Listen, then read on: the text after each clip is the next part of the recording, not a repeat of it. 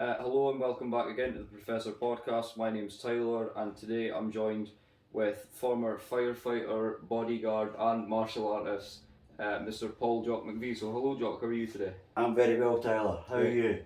Great, actually. Yeah, thanks. Thanks for joining me today. Thank you very much for inviting me. Yeah. Well, I want to start by asking you. So, I know you're from Kilmarnock. So, is that where you started your martial arts as well, or? Yes. Yeah.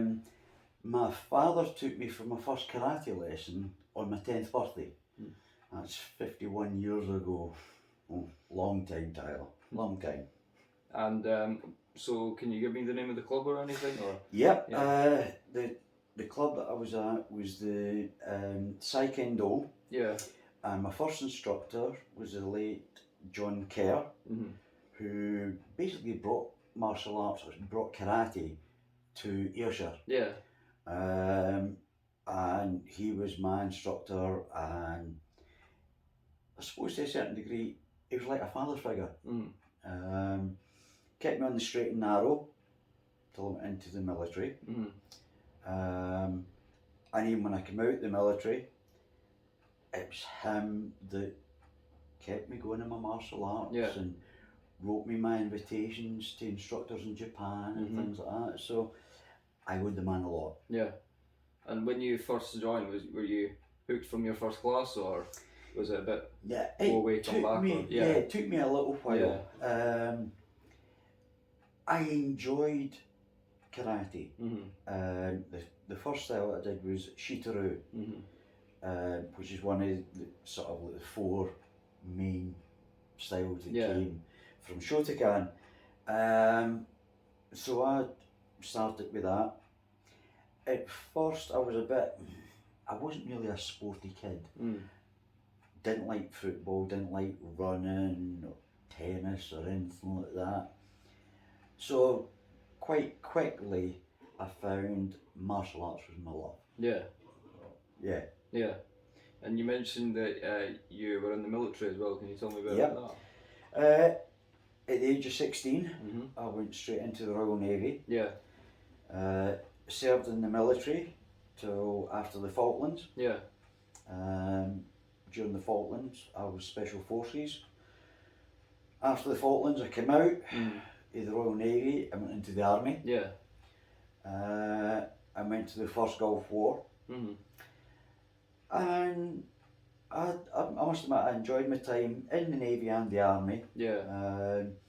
Shot once, stabbed repeatedly, but I wouldn't do it over again without doing my military. Yeah. I loved it. Yeah. Yeah. Yeah, I must admit I did.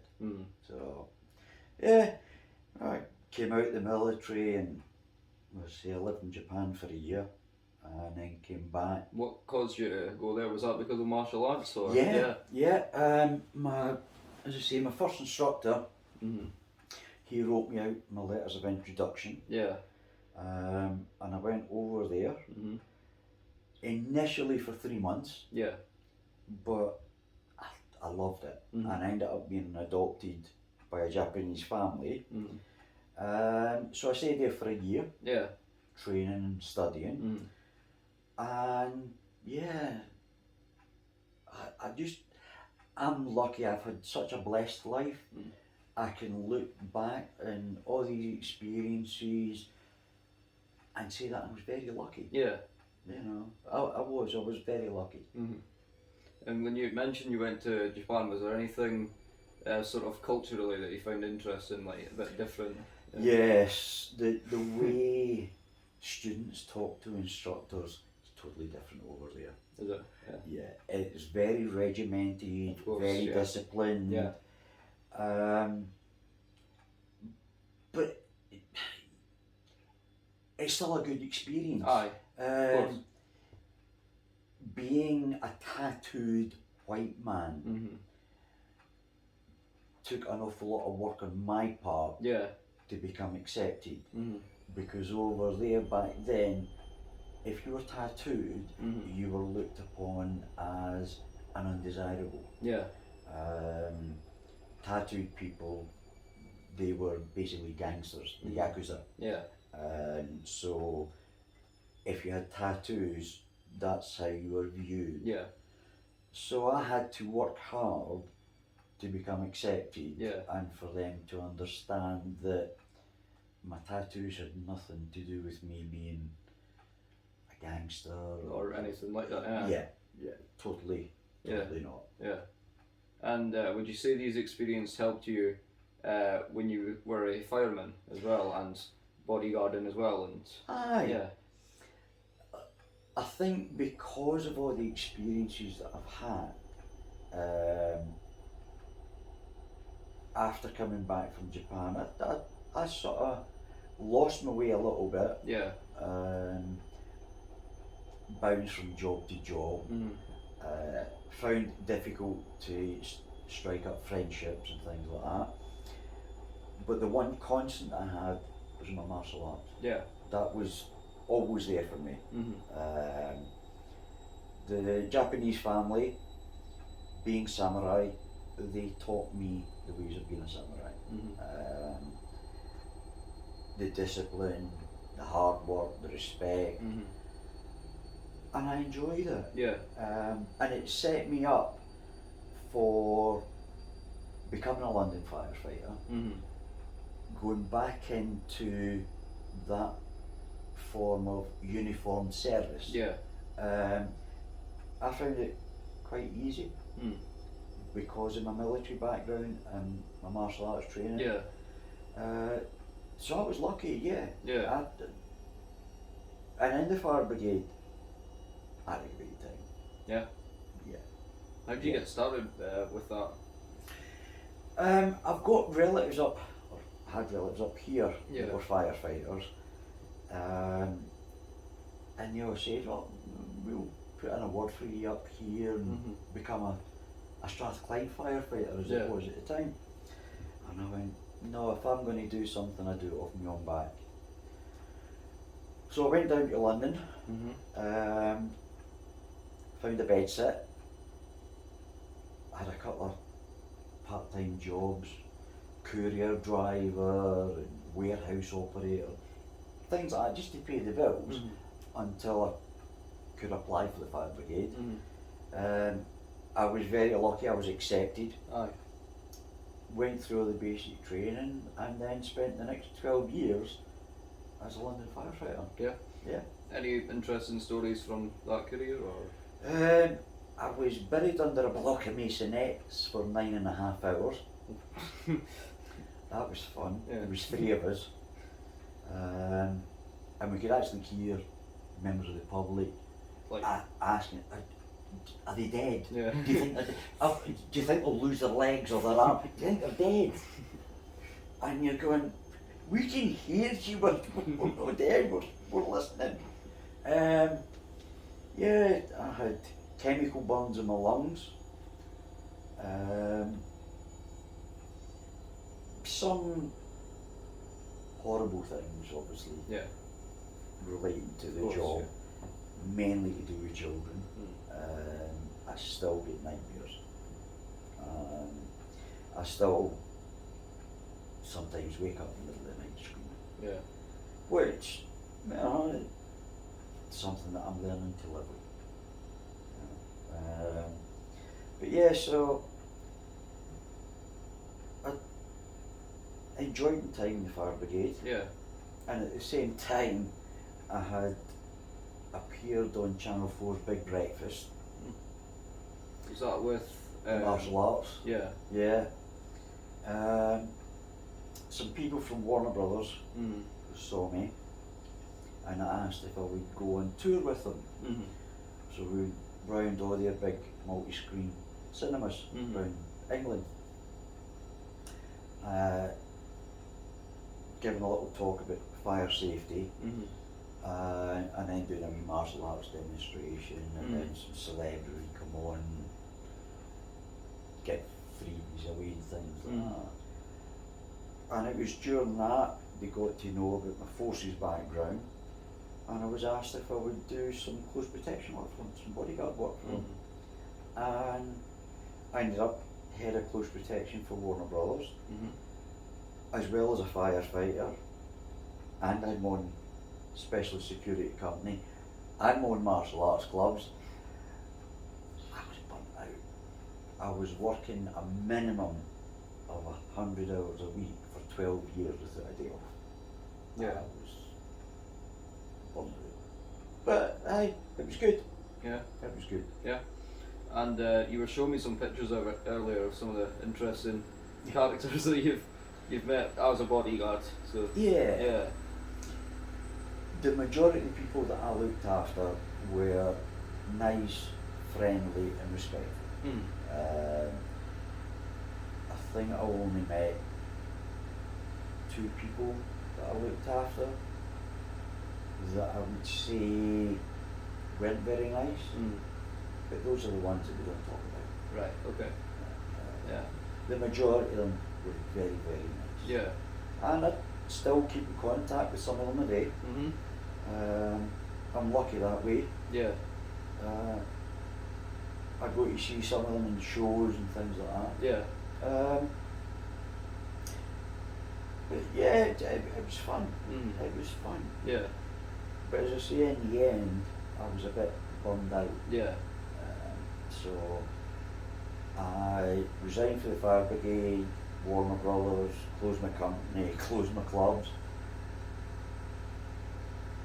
gave everything to the ex-wife, and I went to Sri Lanka. Right. And spent the first 3 months as a Buddhist monk. Oh, okay. Yeah, I had my head shaved, Yeah. the robes and Yeah. stuff like that. And was that also similar to the sort of samurai thing about sort of discipline and respect? Yes. Yeah. Yeah. And the beauty of it was all technology was taken away from me. Mobile phones Yeah. and all. So there was nothing like that. There was no distractions. You were up 4:30 every morning, saying prayers and you're chanting, and then you're out helping the people, which is what I like doing. Yeah. I like going out to help people. So I spent 3 months as a monk, and then spent the remainder of the next 2 years teaching English and martial arts. And I came back in the October just before the big tsunami hit. Oh, okay. After the tsunami, I did a lot of stupid stunts. I break 3-inch concrete blocks over my head. I have metal spears pushed into me, wood smashed over my back, arms, legs, all sorts of stupid things. But it was always to raise money, Yeah. to help people. Yeah. How would you prepare for those sort of stunts? What would go on behind the scenes? A lot of meditating, a lot of preparation work. Yeah. To do some of the stunts that I used to do, yeah, it required a lot of training. Once I walked from Brighton to London pulling a car. That was fun. That took me 4 days.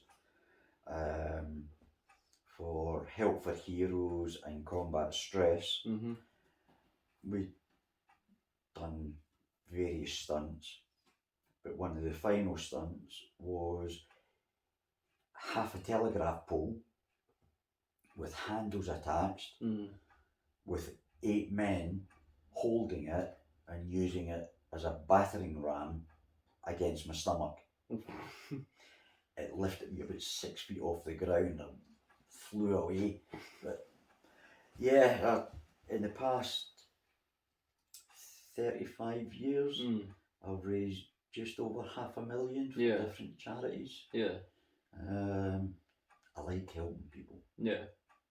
That's where I get my sense of satisfaction. Helping people. Yeah.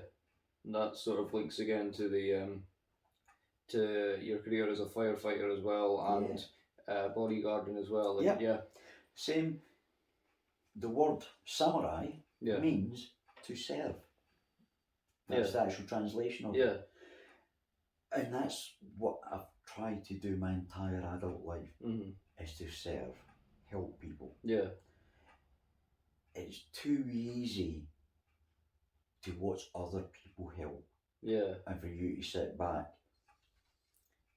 I want people to get off their backsides and go and help people. Mm-hmm. You know, whether it's an old lady across the road or helping somebody going to get their shopping. Yeah. Help people. Mm-hmm. After the tsunami, I mean, we've rebuilt 4 homes, helped a young Muslim girl get married by providing her dowry, Mm-hmm. food and sports equipment for a home for children with Down syndrome, and we've got an orphanage with 25 kids in it that we're sleeping on old bits of foam or old bits of cardboard. Yeah. And relying on the local factory canteen leftovers for food. So we went and hired a lorry, Mm-hmm. and we bought beds, mattresses, clothes, footwear, sports equipment, washing machines. Mm-hmm. We spent a fortune, but it's been worth it. Yeah. Yeah. Now a lot of those kids, they're all in work.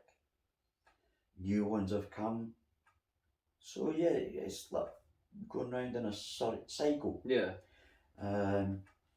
We help ones that grow up and then they help others. Yeah. So yeah, I've had quite a good life so far, Yeah. to be honest with you, Tyler. Mm. It's been good. And the thing about seeing those people now having jobs, it sort of links to the martial arts as well. You know, yeah, you're teaching people since they were like 5, 6 years old, and now they're like older than that. And it must be a great feeling being able to see them. Yeah. Yeah. Yeah. I look at some of the students in Sri Lanka, especially. Mm-hmm. When I first met them, they were little children. Mm-hmm. Now they're married, Mm-hmm. kids. You know, and their children are actually now training with us. Mm-hmm. Yeah. You know, it's a fantastic feeling. Mm-hmm. To watch parents come and then parents bring their children. Mm-hmm. Yeah, it's a great sense of satisfaction. Yeah. Aye. Yeah. And I was wanting to go back to talking about when you were bodyguarding as well. Mm-hmm. Can you explain to me how you sort of train for that kind of thing? Or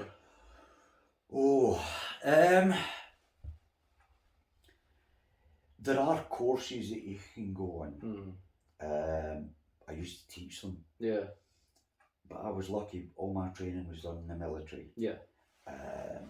Nowadays, especially to do close protection work abroad, you need that military background. Mm-hmm. Especially anything to do with firearms. Mm-hmm. If you're just wanting to do celebrity work just in this country, there are courses that you can go on. Yeah. Because obviously in this country, you're not carrying weapons. Mm-hmm. You're not meant to carry a weapon. Unfortunately, there's the bad element in everything. Yeah, some of them do carry weapons. Mm-hmm. They don't have a very good moral code, Right. shall we say. Mm-hmm. So, but yeah, there are courses for bodyguarding now. Mm-hmm. Especially in this country, you've got to be licensed, Yeah. trained.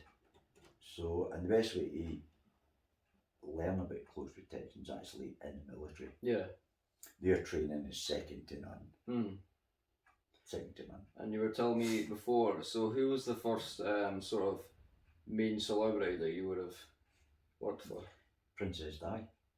Oh, really? Uh-huh. Yeah.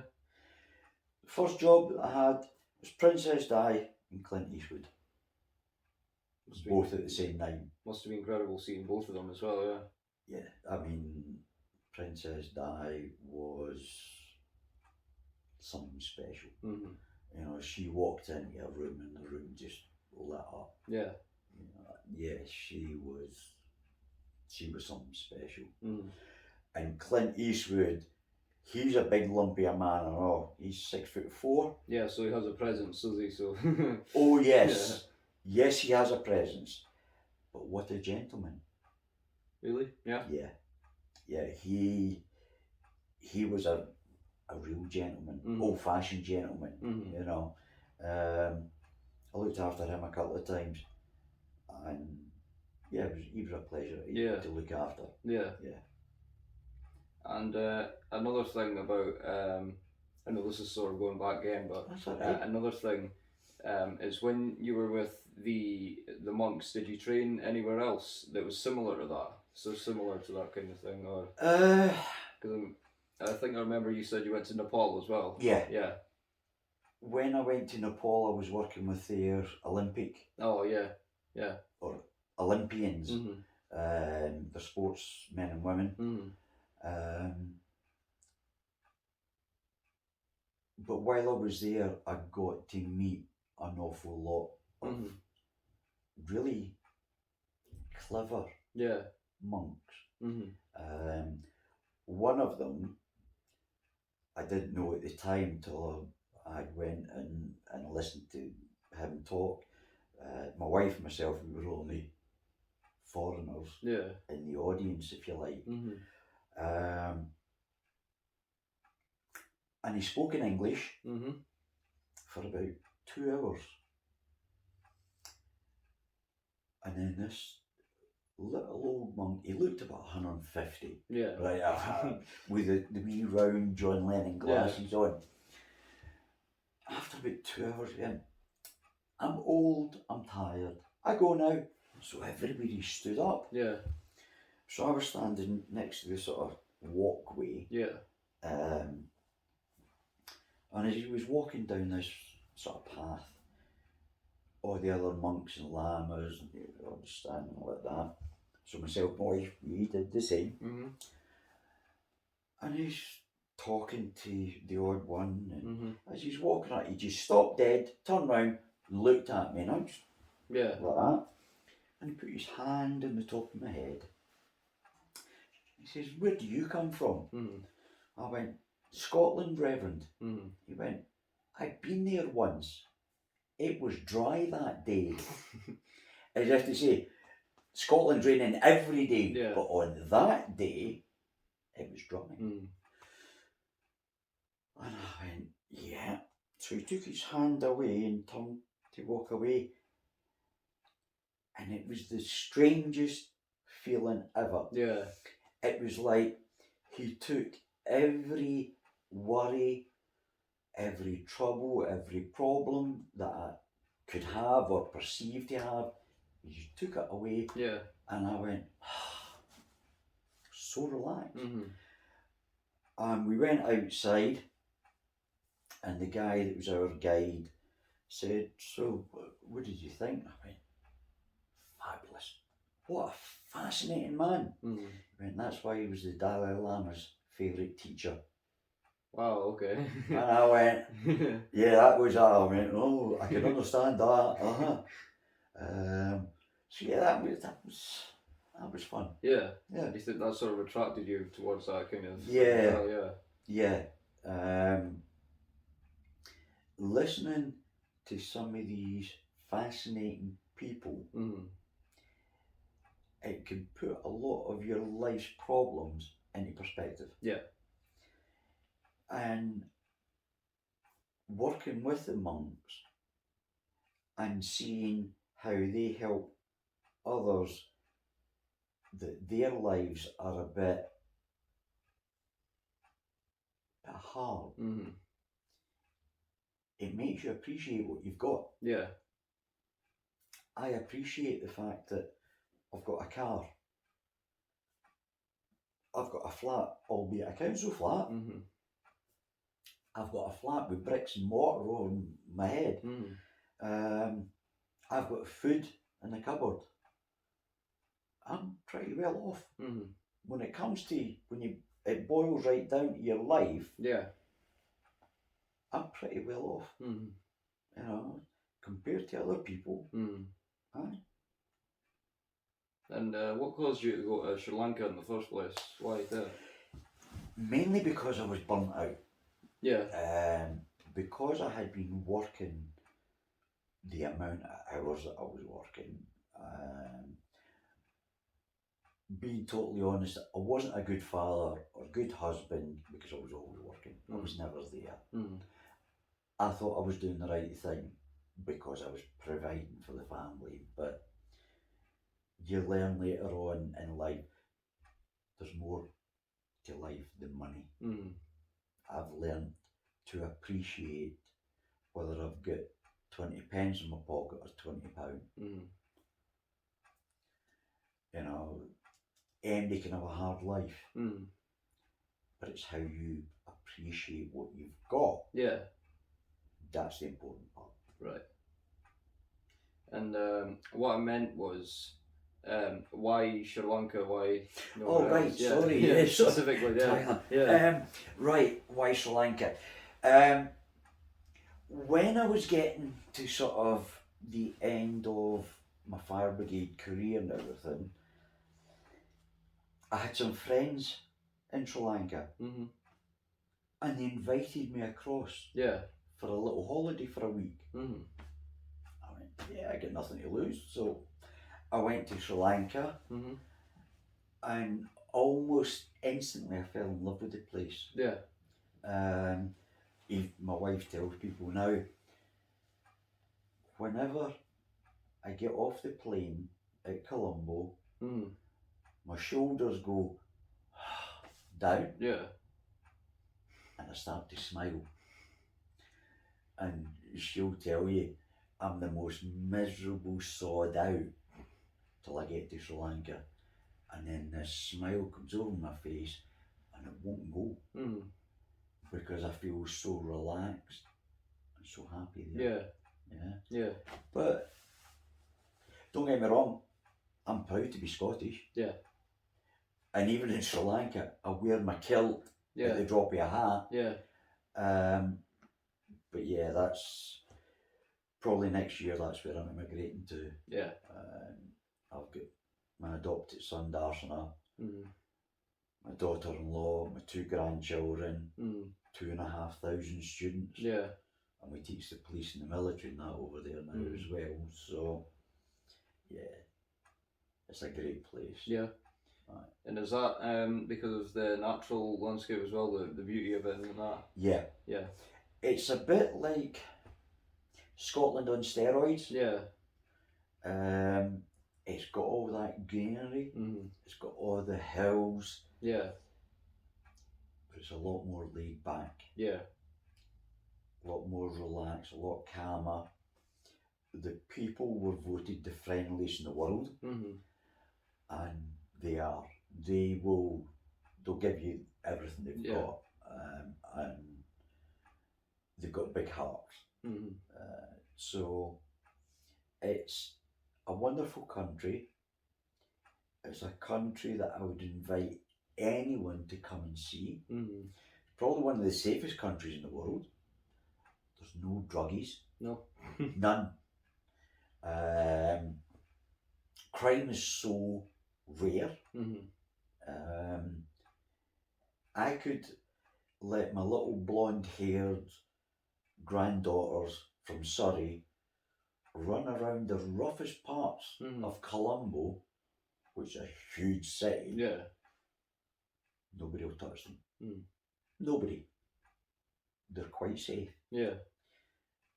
And it's like that anywhere in Sri Lanka. You can go there as a visitor and nobody will try and hurt you. They'll try and look after you. You know, you're going through some town and you're feeling thirsty. Stop, go and knock on somebody's door, say, any chance of a cup of tea? They'll make you a cup of tea. And they'll probably bring you a big plate of food. Yeah.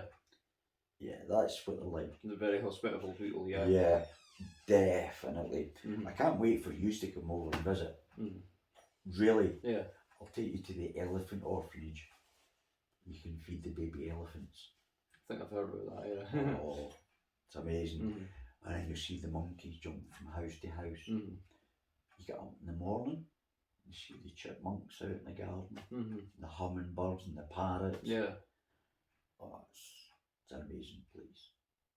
Don't get me wrong, so is Scotland. You know, but yeah, you should come to Sri Lanka, come and see. And I can promise you, you'll see stuff that you will not believe. Stuff that normal tourists don't get to see as well. Right, thank you for watching this episode. Thank you, Jock, for joining me. It was really interesting. Yeah. My pleasure, Tyler. It's been an absolute privilege sitting talking with you, young man. Great, thank you. And thank you for watching. I'll see you next time. Bye.